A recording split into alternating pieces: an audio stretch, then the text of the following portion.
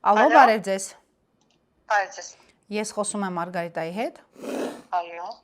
Մարգարիտա, ձեզ զանգում է լրագրող Սյուզին Բադոյան։ Լսում եմ։ Դուք դեմ չեք, որպեսզի հարցազրույցով մեզ պատմեք այն, ինչ հնարավոր է առաջիկայում դատարանում նաև շիպած լինեք։ Իհարկե կպատասխանեմ։ Շնորհակալ եմ։ Եղել է իրավիճակ, եղել է դեպք, երբ դուք որպես բուժքույր ստիպված եք եղել այլ պարտականություն կատարել։ Այո, իհարկե եղել է։ Ինչ պարտականություն եք կատարել։ Հայրապետյան։ Հայրապետյան, որ անուններն էլ լսեմ, ասեն ներվային համակարգ սխառնում է իրար, միջև տուալետն ամաքրել տվել, ես դա ներկայացրել եմ Գրիգորյան Ռուբենին, դրան պլյուս ես որպես բուժքույր 23 թվականին միջև Ղարաբաղի օկուպացված Ստեփանակերտ եմ ոտնրել 41 բրիգադով,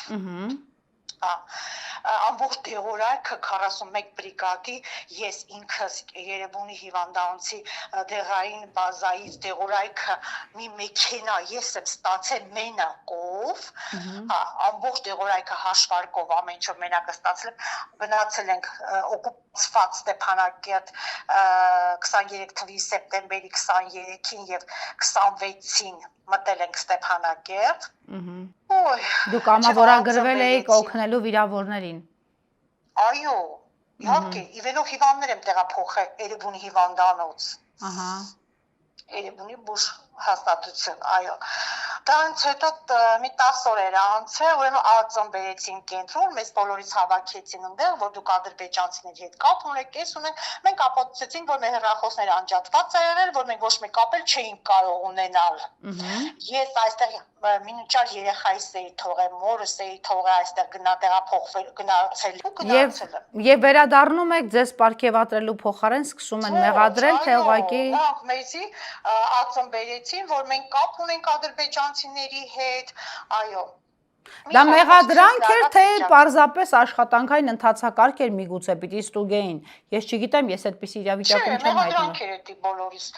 նկատմամբ։ Մենք 69 հոգով Կարմիր խաչի օգնությամբ մտել էինք օկուպացված Ստեփանակերտը։ Իսկ հետո ինչ արեցին ԱԾԱ-ականները, նրանք ձեզ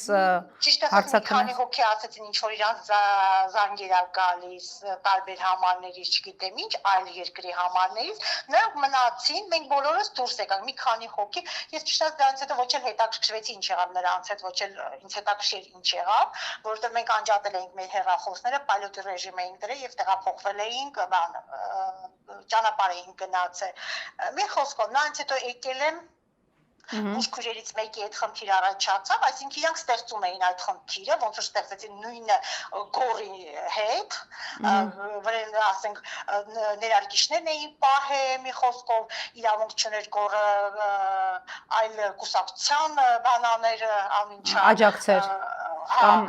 քաղաքական համազունքներ ունենալ։ Ձեր պարագայում ինչ պատճառով էին սկսել այս լարվածությունները եւ ինչու էին ձեզ ասում գումար հավաքեն։ Ես թույլ չէի տալի, որ գումար հավաքեն։ Իսկ այդ գումարը ինչի համար էին հավաքում եւ ով էր Իրանց համար։ Իրանք այնտեղ քույրեր կան, որ իրանց դուր է գալի գումար տան, որտեղ իրանք գիտելիք չունեն, այդ գիտելիքի պակասի համար իրանք գումար էին տալի, որպեսզի բերաններն իփակվեն, իրանք թերությունները չբարձրաձայնվի։ Իսկ ես թերություն չունեի։ Դուք երկարամյա աշխատող եք եղել։ Սկորիում։ Այո։ Չէ, սկորում համարյա 4 տարի եմ աշխատել, քան երկար չի սկորիս աշխատանքը։ Հիմա դուք այլևս չեք աշխատում, ինչից հետո։ Իրանք նույնը գումարի համար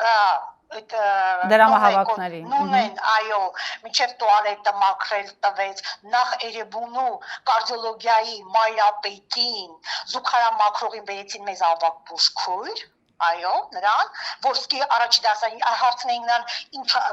անարգին ինչի համար նա չէր կարող պատասխանել, դա ինչի համար անտարբեր այդ դեղորայքը, պրիմիտիվ բան անարգինը, որ բոլորը օգտագործում են։ Իսկ այդ դրամահավաքները ինչ պարբերականությամբ էին տեղի ունենում։ Իրանք հաճախակի հավաքում էին, կապ չուներ, ամեն մի ստիպանցի իրանք կարող էին հավաքել։ Ինչքան, մոտավորապես ինչքան էր այդ 5000 են հավաքել, տարբեր ավելի մեծ գումար հավաքվել է։ 20 են հավաքել են, իրանք ինչ ձեռա տալի հավաքել, ունենք բան այնտեղ անինչա, հիմա այդ բժշկուհանը հիշեմ, որը Բեյլա Լևոնովնան իր հետ, կռիվ արեց, որ 10000 բժիշկները տան, 5000 քույրերը ամեն ամիս վարիչին պիտի հավաքեն տան վարիչի բերած բժշկուհին նախ եւ լարդինատրա բժշկել չի ինքը այո հիմա հիշեմ դրա ազգանունը ճիշտ ասած իսկ այդ դրամները բոլորը միասին հավաքում էին եւ ամեն ամիս տալիս էին 10000-ական դրամ իրանք ստիպում էին որ մենք հավաքենք ես այդ բժշկում իսկ ինչու եք տանը նստած ինչու ազատվեցին ձեզնից ես ներկայացրել եմ Գրիգորյանին որ գումարը հավաքում իմ հետի Անան եւ Ժաննան որը որ գումարներ իրանք ասել էին հավաքելու ենք տանք հա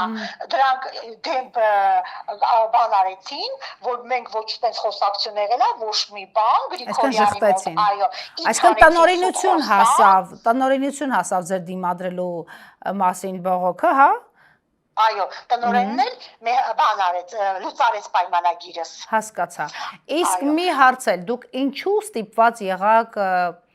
մաքրել զուգարան, չկար մաքրուհի։ Աշխատանքից համար, որպեսզի աշխատանքս չկորցնեն։ Որպեսզի ձեր աշխատանքը չկորցնեք։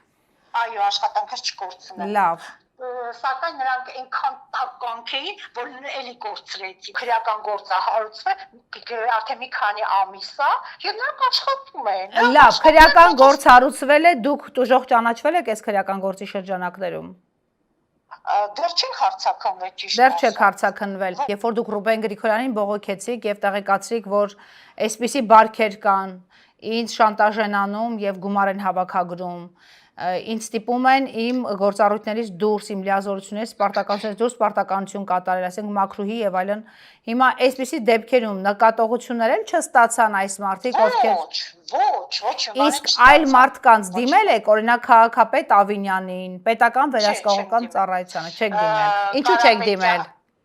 Ինչ եք մտածել, որ չեք դիմել։ Կարապետյանին եմ դիմել, ինձ Առողջապահության վարչության պետին քաղաքապետարանի եւ ինչ ճանապարհով եք դիմել։ Ինքը պատասխանել էր, որ ճիշտ է գտել, որ ձեզ նկատողություն ա տվել Գրիգորյան Ռուբենը, չեք ուզում բողոքարկեք դատարան։ Շնորհակալություն ձեզ մեզ հետ կիսվելու համար։